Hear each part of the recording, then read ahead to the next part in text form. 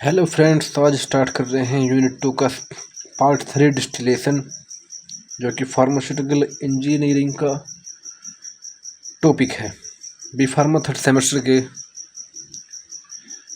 Unit 2 का third topic है, यानी डिस्टिलेशन। इससे पहले हम इवेपोरेशन आपको डिस्कस करा चुके हैं, इम्पोर्टेंट क्वेश्चन इवेपोरेशन के। आप जाकर प्लेलिस्ट चेक कर सकते हैं। तो देखो, जो आज डिस्टिलेशन में इम्पोर्टेंट क्वेश्चन होने वाले हैं, आज उनको डिस्कस करते हैं। तो इसमें पहला क्वेश्चन है principle simple distillation and steam distillation, जो कि हमारा 7 मार्क क्वेश्चन में आता है।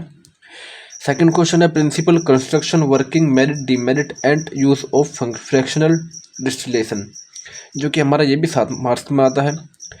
फिर थर्ड क्वेश्चन है स्टीम डिस्टिलेशन, इसका प्रिंसिपल वर्किंग प्रोसीजर, तो जो हमारा 7 मार्क्स में आता है। ऐसी फ्लैश डिस्टिलेशन हमारा 7 मार्क्स में आता है। मॉलिक्यूलर डिस्टिलेशन हमारा 2 मार्क्स में आता है, लेकिन हम इसको शायद 7 मार्क्स में एक्सप्लेन करेंगे। तो ये स्टार्ट करते हैं डिस्टिलेशन। देखो, पहले हमें पता होना चाहिए कि डिस्टिलेशन क्या होता है।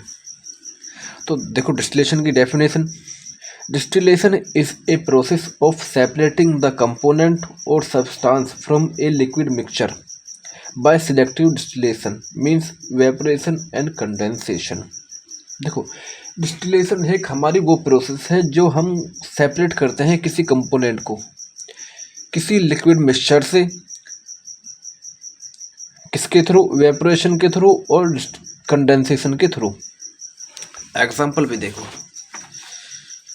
एग्जांपल में देखो कि हमारे वाटर, ठीक, ये मिक्सचर है वाटर और फेनॉल का, या अल्कोहल और वाटर का, ठीक।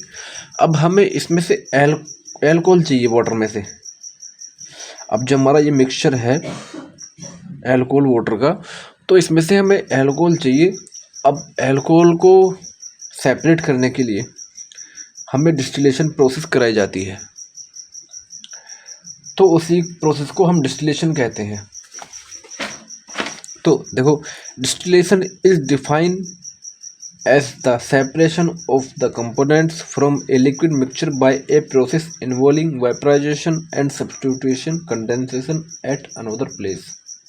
देखो, डिस्टिलेशन को हम ऐसे डिफाइन कर सकते हैं कि ये एक ऐसी प्रोसेस होती है कि हम सेपरेट करते हैं कंपोनेंट को जो कि लिक्विड में मिक्सचर हैं, यानी एक सिलेक्टिव लिक्विड्स, जो 2 लिक्विड्स हैं, कोई लिक्विड्स में मिक्सचर है, तो उसमें जो एक सिलेक्टिव, जिसको हम सिलेक्ट करना है, हमें डिस्टिलेशन करना है जिसका, उसको सेपरेट करने के लिए हम इस प्रोसेस को, डिस्टिलेशन प्रोसेस को हम यूज़ करते हैं।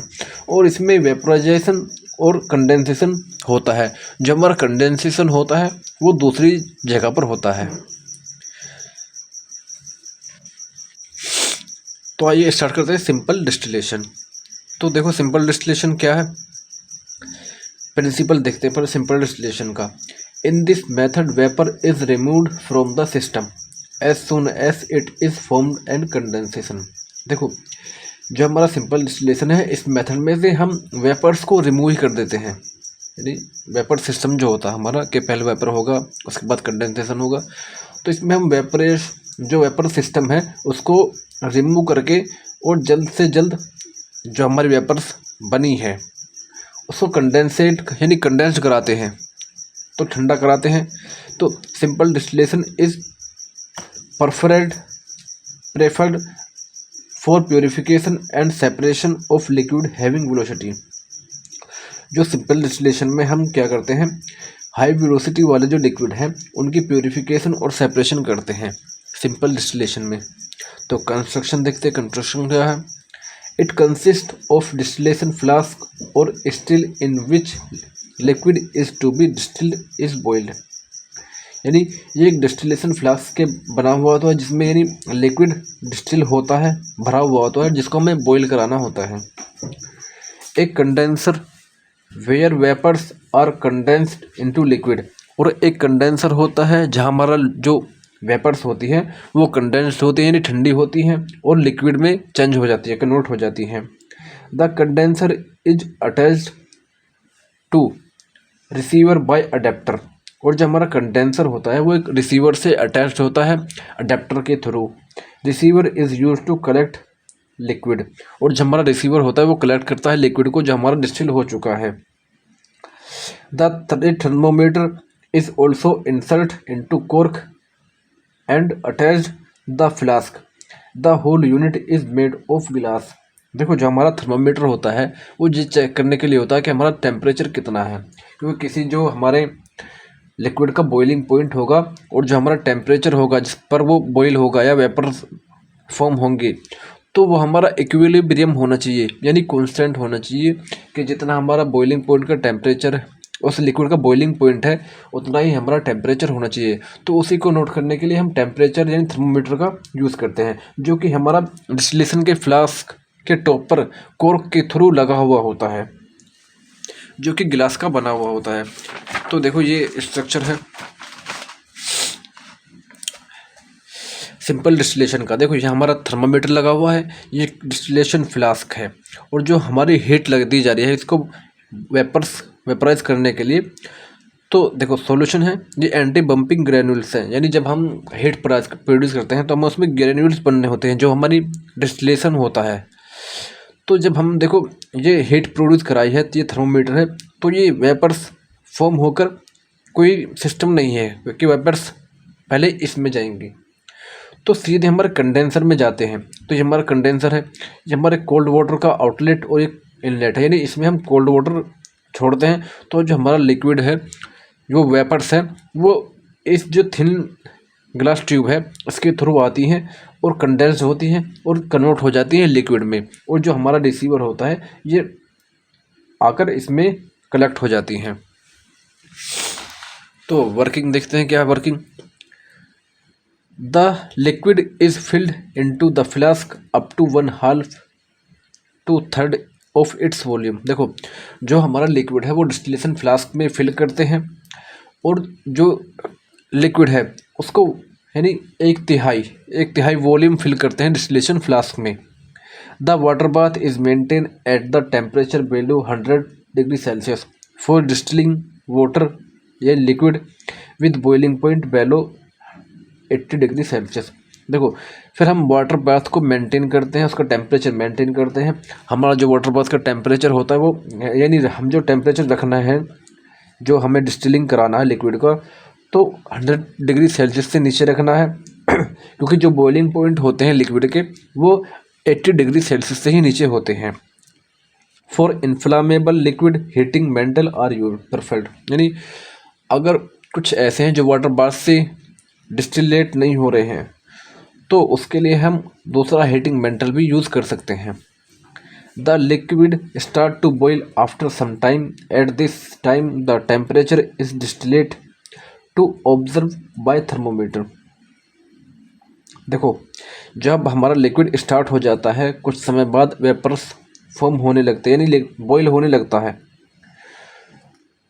तब उस टाइम हमें टेम्परेचर को अपना टेम्परेचर ऑब्जर्व करना है कि हमारा कितना टेम्परेचर है डिस्टिलेट का और कितना टेम्परेचर है हमारे इस फ्लास्क के अंदर का। This temperature is equal to the boiling point of liquid, और जो हमारा टेम्परेचर है वो इक्वल होना चाहिए बॉइलिंग पॉइंट के, जो हमारे लिक्विड का बॉइलिंग पॉइंट है उसके इक्वल होना चाहिए। As a result vapours start to rise up and pass through condenser, और एक रिजल्ट आता है जब हमारा वेपर्स फॉर्म होने स्टार्ट हो जाते हैं तो एक ऐसी स्टेट आती है जिसमें वेपर जो होती हैं वो ऊपर की ओर उठने लगती हैं और कंडेंसर के थ्रू पास हो जाती हैं। Here vapours is condensed and liquid is collected into receiver flask.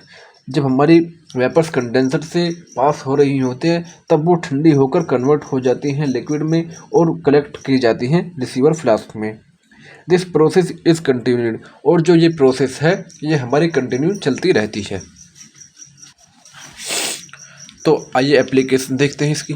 तो this is used for preparation of distilling water and water for injection. देखो ये हमें डिस्टिल वाटर को प्रिपरेशन के लिए भी यूज़ की जाती है, और जो हम इंजेक्शन में यूज़ करते हैं वाटर को उसको प्रिपेयर करने के लिए भी यूज़ की जाती है। This is use to prepare many volatile oils and aromatic water. और ये हमारी वोलेटाइल ऑयल्स को प्रिपेयर करने के लिए भी यूज़ की जाती है और एरोमेटिक वाटर को भी प्रिपेयर करने के लिए यूज़ की जाती है। This process is also use to separate non volatile solid from volatile liquid such as alcohol and ether. देखो, जो हमारे सिंपल डिस्टिलेशन है वो सेपरेट करने के लिए भी यूज किया जाता है, जो हमारे नॉन वोलेटाइल सॉलिड हैं, ठीक, तो उनसे वोलेटाइल लिक्विड को सेपरेट करने के लिए भी यूज़ की जाती है। जैसे एल्कोहल हमारा एक वोलेटाइल नेचर का लिक्विड है और ईथर भी हमारा एक वोलेटाइल नेचर का लिक्विड है, तो इनको सेपरेट करने के लिए हम सिंपल डिस्टिलेशन का यूज़ कर सकते हैं। Now I discuss second question. Explain with the help of diagram the principle and application of flash distillation. यानी फ्लैश डिस्टिलेशन का डायग्राम देना, प्रिंसिपल देना, कंस्ट्रक्शन देना, जो कि हमारा 7 मार्क्स क्वेश्चन में आता है, जो कि इंपॉर्टेंट क्वेश्चन है एक डिस्टिलेशन का।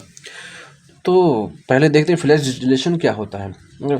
Flash distillation is defined as a process in which the entire liquid mixture suddenly vaporised by passing the feed from a high pressure zone to a low pressure zone. देखो, एक flash distillation एक हमारी ऐसी process है जिसमें हम यानी liquid को मिक्सचर को एंटर करते हैं और जो कि सडनली वेपराइज हो जाता है, क्योंकि इसमें हम जो फीड एंटर कर रहे हैं वो हाई प्रेशर जोन से कर रहे हैं लो प्रेशर जोन की तरफ को, जिससे वो जल्दी वेपराइज हो जाता है। It is also known as equilibrium distillation. इसको हम इक्विलिब्रियम डिस्टिलेशन भी कहते हैं, यह जानते हैं। प्रिंसिपल देखते हैं क्या है फ्रैक्शनल डिस्टिलेशन का। फ्लैश डिस्टिलेशन का प्रिंसिपल है when the hot liquid mixture is allowed to enter from a high pressure zone to low pressure zone. देखो, जब हम किसी लिक्विड को मिक्सचर को एंटर कराते हैं हाई प्रेशर जोन से लो प्रेशर जोन की तरफ को, तो जो हमारा मिक्सचर है वो सडनली वेपराइज हो जाता है। ठीक, ये डायग्राम दे रखा है फ्लैश डिस्टिलेशन का। देखो, यहाँ हमारा पंप होता है, यहाँ फीड रिजर्वायर होता है। तो जब हम फीड एंटर कर देते हैं तो हमारे पंप स्टार्ट करते हैं, तो हमारा जो ये हीटिंग मेंटल है, यानी हमारा फीड जो है इसके अंदर जाता है, यहाँ वेपराइज हो जाता है और एक प्रेशर जो लगता है हाई प्रेशर से लो प्रेशर जो हमारा प्रेशर लगता है, तो उसी को मेंटेन करने के लिए हमारा प्रेशर वॉल्व होता है और ये हमारा वेपर सेपरेटर होता है जो हमारा वेपर को सेपरेट करता है और लिक्विड को सेपरेट करता है। तो देखो, ये हीटर लगा हुआ होता है जो कि हमारे इस हीटिंग मेंटल है उसको हीट प्रोवाइड कराता है। तो कंस्ट्रक्शन देखते हैं क्या है इसका। It consist of a pump which is connected to a feed reservoir. यानी क्या है, जो हमारा फ्लैश डिस्टिलेशन है वो एक पंप से, यानी इसमें एक पंप होता है जो हमारा फीड जो हमारा मतलब फीड रिजर्वायर है उससे कनेक्ट होता है। Pump help in pumping the feed into heating chamber which contain a suitable heating mechanism. देखो, जो हमारा पंप है वो हेल्प कराता है पंपिंग के लिए कि जो हमारा फीड है, जो हमारा मतलब मटेरियल है, जो लिक्विड है, वो हीटिंग चैम्बर में चला जाए, जो कि एक हीटिंग मैकेनिज्म से बना हुआ होता है। हमारा जो हीटिंग चैम्बर होता है वो एक हीटिंग मैकेनिज्म से बना हुआ होता है। Other pipe is directly introduce into a liquid vapour separators through reducing valve. और जो हमारा दूसरा पाइप होता है, यानी एक पाइप तो हमारा चला जाता है हीटिंग चैम्बर में और जो दूसरा पाइप होता है वो लिक्विड सेपरेटर से, लिक्विड वेपर सेपरेटर से कनेक्ट होता है, जहां हमारा रिड्यूसिंग वॉल्व लगा हुआ होता है उसको मेंटेन करने के लिए। जो हमारा प्रेशर है या लिक्विड है उसको मेंटेन करने के लिए हमारा रिड्यूसिंग वॉल्व लगा हुआ होता है। The vapours outlet is provided at the top of separator and liquid outlet is provide at bottom. जो हमारा वेपर आउटलेट है वो हम प्रोवाइड कराते हैं जो वेपर लिक्विड सेपरेटर से उसके टॉप पर, और जो हमारा लिक्विड आउटलेट है वो बॉटम पर ही प्रोवाइड किया जाता है। नाउ वर्किंग, तो the feed is pumped through a heater A curtain pressure. तो हम जब फीड एंटर कराते हैं पंप के थ्रू एक हीटिंग चैम्बर में, यानी किसी जो हीटिंग चैम्बर है उसमें इंट्रोड्यूस कराते हैं, एक प्रेशर के साथ अप्लाई कर यानी इंट्रोड्यूस कराते हैं हीटिंग चैम्बर में। The liquid gets heated which enter the vapours liquid separators. जब हमारा लिक्विड हीट हो जाता है तब वो हम एंटर कर देते हैं उसको वेपर लिक्विड सेपरेटर्स में थ्रू ए रिड्यूसिंग वॉल, यानी किसके थ्रू, एक रिड्यूसिंग वॉल के थ्रू हम लिक्विड को अपने को उसको वेपर लिक्विड सेपरेटर में इंट्रोड्यूस कराते हैं। Due to the drop this pressure the hot liquid flash which further enhance the vaporisation process. देखो, जब हम पर हमारा प्रेशर गिरता है किसी हॉट लिक्विड के ऊपर तो हमारा जो वेपराइजेशन है वो इन्हांस हो जाता है, यानी बढ़ जाता है, उसकी प्रोसेस जो वेपराइजेशन प्रोसेस होती है वो बढ़ जाती है। The sudden vaporization induce cooling. और जब हमारा वेपर जो प्रेशर गिरा, जो हमारा लिक्विड जो हमारा हॉट लिक्विड था उसका प्रेशर गिरा जैसे ही, तो हमारा जो वेपराइजेशन है वो स्लो हो जाएगी, और जब वो प्रोसेस स्लो हो जाएगी तो हमारा जो हॉट लिक्विड था वो कूल होना स्टार्ट हो जाएगा। The liquid vapours the individual vapours phase molecule of high boiling fraction get condensed. और जो हमारा वेपर्स फेज है, इंडिविजुअल वाला मॉलिक्यूल्स वेपर फेज के मॉलिक्यूल हैं वो जल्दी ही बॉइलिंग फ्रैक्शन कर जाएंगे और ठंडे हो जाएंगे, यानी कंडेंस्ड हो जाएंगे। While low boiling fraction remain as vapour. और जिसका बॉइलिंग पॉइंट कम होगा वो वेपर्स फॉर्म में ही रहेंगे, तो वो वेपर्स फॉर्म में होंगे तो वेपर्स उनको वेपर सेपरेटर उनको सेपरेट कर देगा। तो एप्लीकेशन देखते हैं इनकी। Flash distillation is used in petroleum refining industry. जो हमारा फ्लैश डिस्टिलेशन है वो पेट्रोलियम रिफाइनिंग इंडस्ट्री में भी यूज़ किया जाता है। Flash distillation is use separating component which boiling at widely different temperature.